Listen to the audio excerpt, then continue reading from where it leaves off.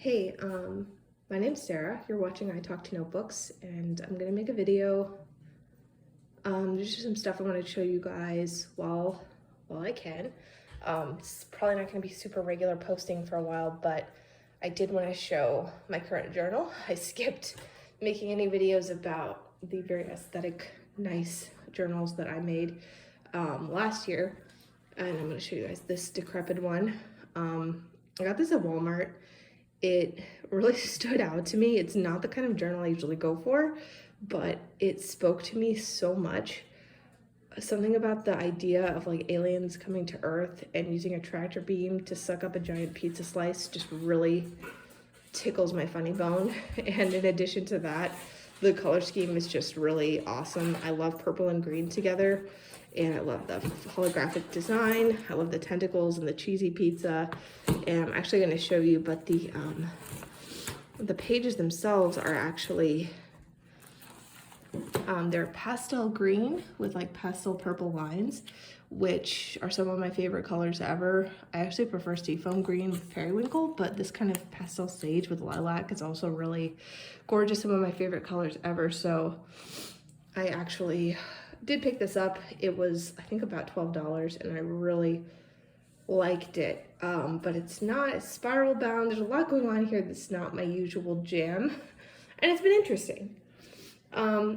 And around the same time, I also got this sticker book, the best sticker book ever, Good Vibes edition. And I liked the value that there were like a lot of stickers in it. It has like a lot, and they're, sorry, my cat is just like ready to ruin this video. It's so stressful. But yeah, there's like strawberry themed and nature themed and stuff. And you got these little like small planner type stickers and foil stickers. I just like the designs. So I thought, what if I just took some like supplies that I probably wouldn't usually use, that aren't my usual aesthetic, and just kind of went for it. And around the same time, I also got these pens. This was more expensive than you'd think. These were also from Walmart, and they were like I think like $20 for the pack, which they were misplaced. It looked like it had said closer to $10, but it ended up being $20.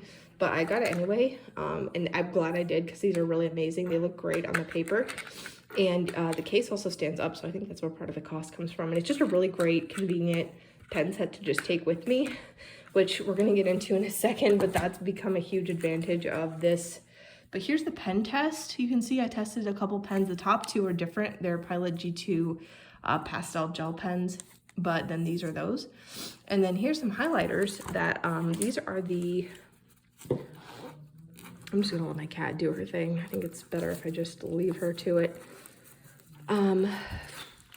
These are Pilot, I think they're Pilot, the friction, yeah, Pilot friction. So if you're familiar with the pens, these come with a quote unquote eraser, which is really just a piece of rubber at the end. The pens also do. Please, my nails have never been worse. This isn't focusing, but the idea is that the heat actually, so this isn't a real eraser. It just creates a lot of friction and a lot of heat when you rub it really fast against the paper, and the heat is what makes the highlighter disappear. And actually it turns out that if you leave, like if you use the pen version of this, not the highlighters, and you leave it in like a hot car, all the writing disappears, but it's okay, because if you put it in the freezer, it all comes back. So I don't know, there's like mixed feelings about every aspect of that, and I find it fascinating. It's really chaotic. So let me just show you how it works. But why I got these was not just because of the erasing function, although that is useful. I find myself wishing I could erase highlighter a lot of the time.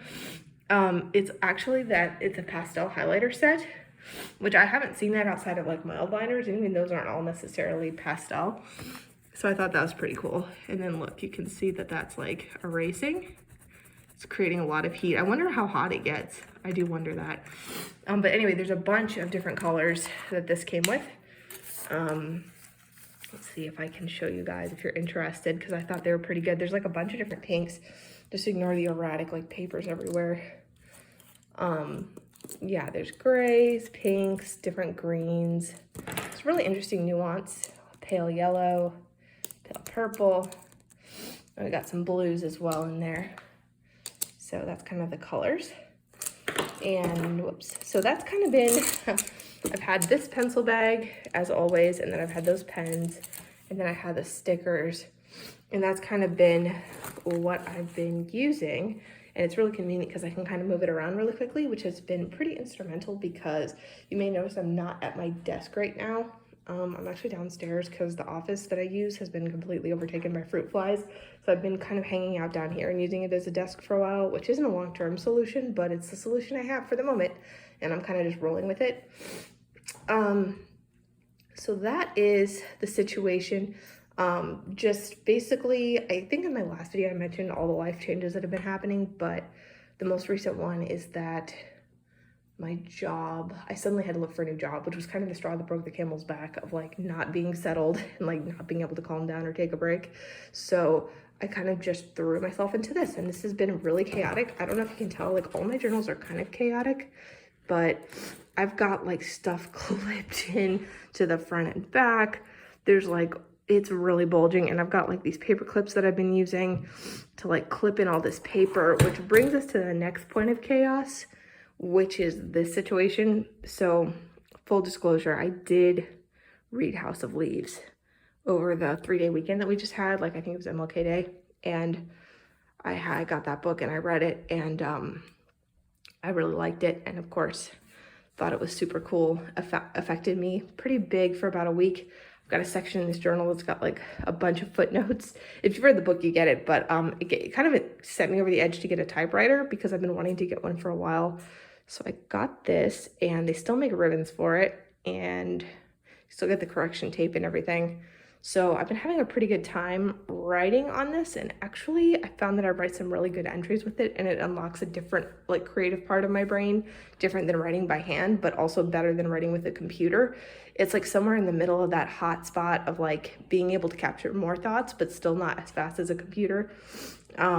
Because a typewriter takes time to catch up, and you have to spend some time formatting it, and you have to change the paper every so often. So it's not like a computer where you can just type like 150 words per minute for like hours and hours and really catch everything. So there's still some filtration, and I really like it. But anyways, all this to say, I had a question that I was making this video to ask.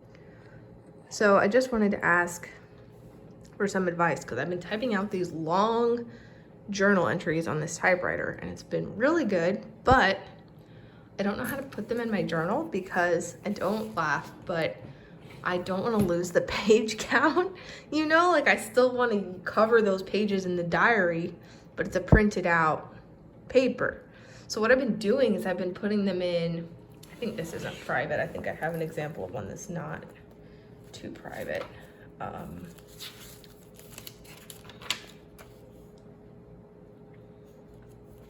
Yeah, no, they're all kind of private. They have names, but I basically put them in sideways and like paper clip them like this, and then they take up like 2 pages each.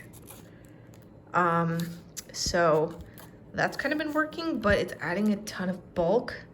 So I was thinking like putting an envelope or some pockets in a larger journal might be the way to go, but I don't know, I'm not sure. So if you have any ideas for how to include these without like hanging outside of the journal, and like I don't want to do a separate binder because I want to integrate it in, because I do handwritten journaling too. It's kind of like a combination. So how do I integrate them together so that it kind of flows but doesn't look weird, and also you can read all of it?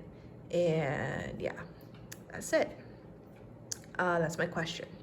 So stay tuned. I'm gonna have a couple more videos in the future at least. I have a couple things I'm gonna talk about that have been really relevant, and I finally am having some time to sit down and make some very simple videos, and hopefully as things settle down even more, I'll make some better quality ones like I used to make. And until then, I'll talk to you guys later.